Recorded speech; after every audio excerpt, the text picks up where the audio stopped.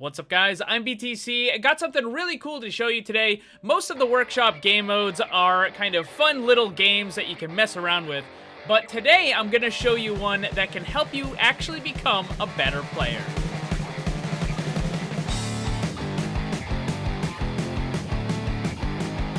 As I mentioned, most of the game modes are focused on just being something fun or that you can mess around with. You have volleyball, diva Pokemon, all that kind of stuff.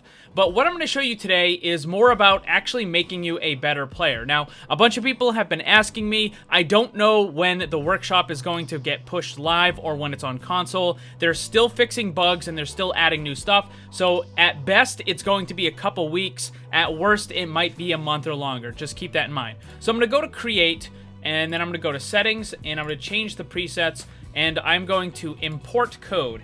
And the code that I want to import is 1ZH9V, and that is going to give us this map, which is Darwin's Nade tool, and it shows where your nade, your shield, and your grav will land, and there's a bunch of different keys that you can use to change that. Now, Darwin is a person who's been making a bunch of different workshop game modes. You might remember the Torbjorn that gets shot out of the Bastion when he's in tank form. That was him. He made this same thing.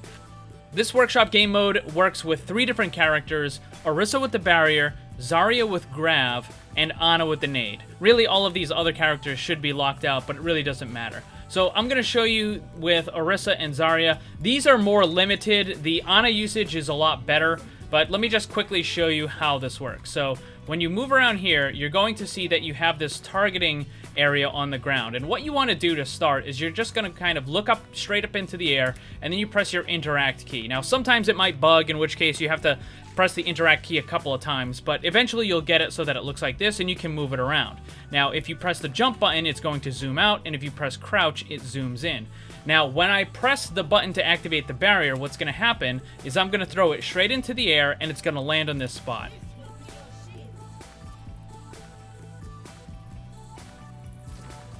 Now, that's really effective if you're trying to block off a very specific area. If you're trying to set it up for a teammate or something like that at the beginning of the match. Now, let me go and switch to Zarya, and you'll see it's essentially the same thing, right? Now, with Zarya, you could do this to pull off some really, really big plays.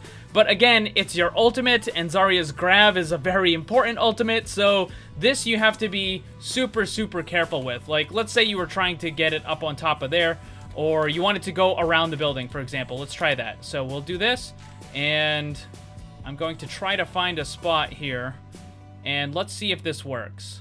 So where am I aiming? I'm aiming right here, and I'm going to launch it, and it lands right there.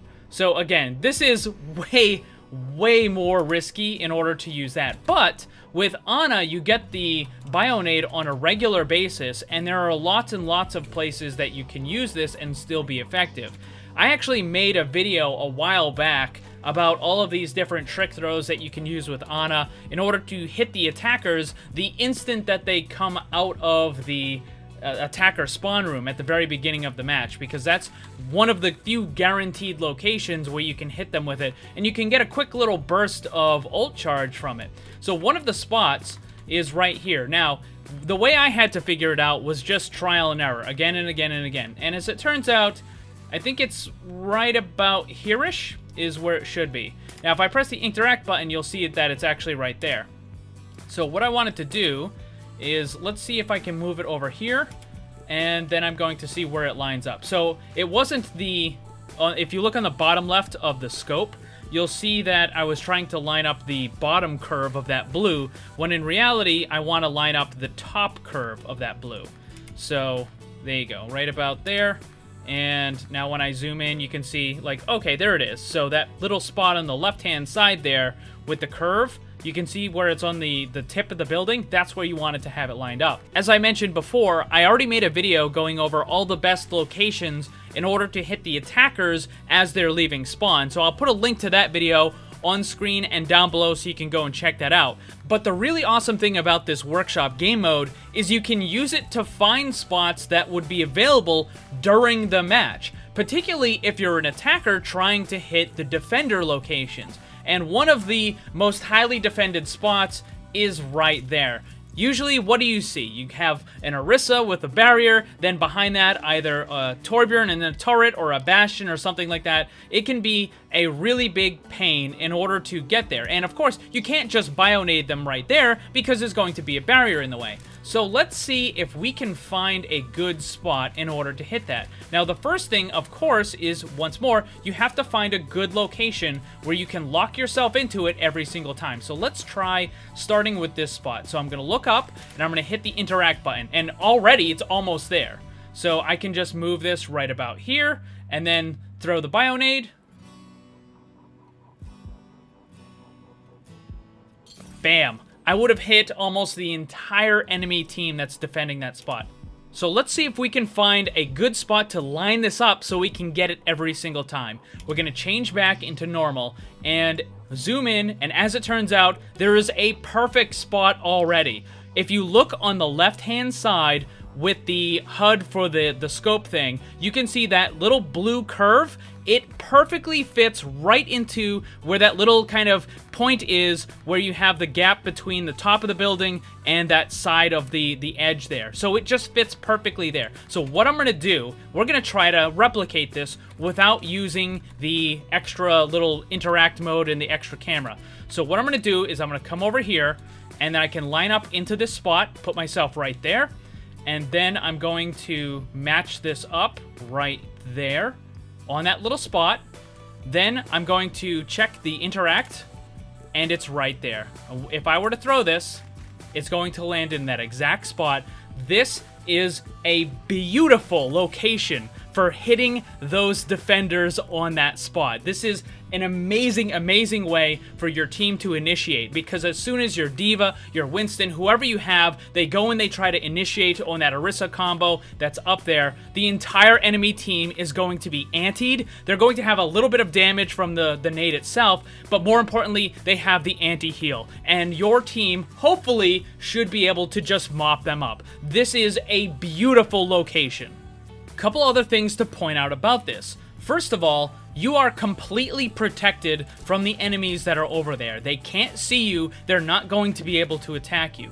Secondly, because you're launching the bionade into the air, they probably will never see it coming. They're not even going to know it's there until it suddenly hits them.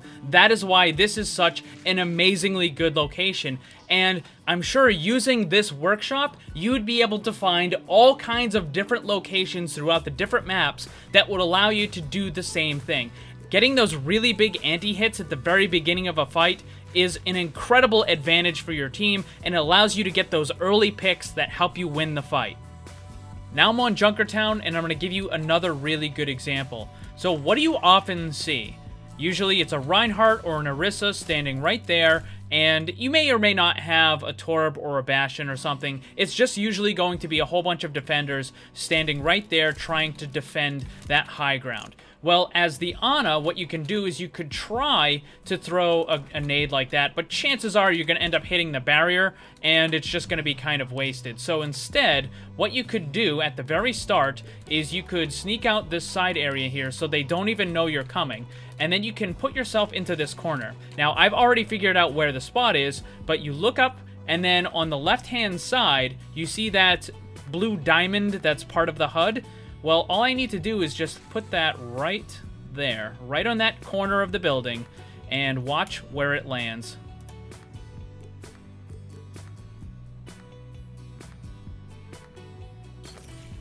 Boom. You hit all of the defenders that are up on that high ground. No more healing.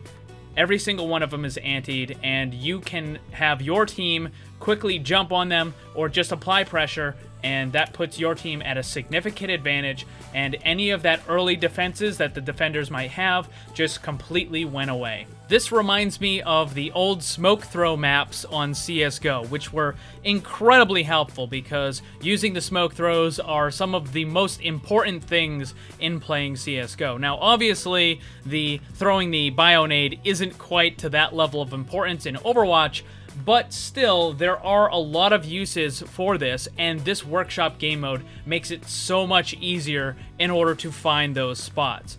What I would really like to see, another carryover from CSGO, is if some of these workshop creators can make some of those really awesome aim training maps that we have in CSGO, because those things are unbelievably good at helping you to improve in the game. So if any of you workshop creators out there are listening, get started, because that would be really amazing and it would put the official training room to shame.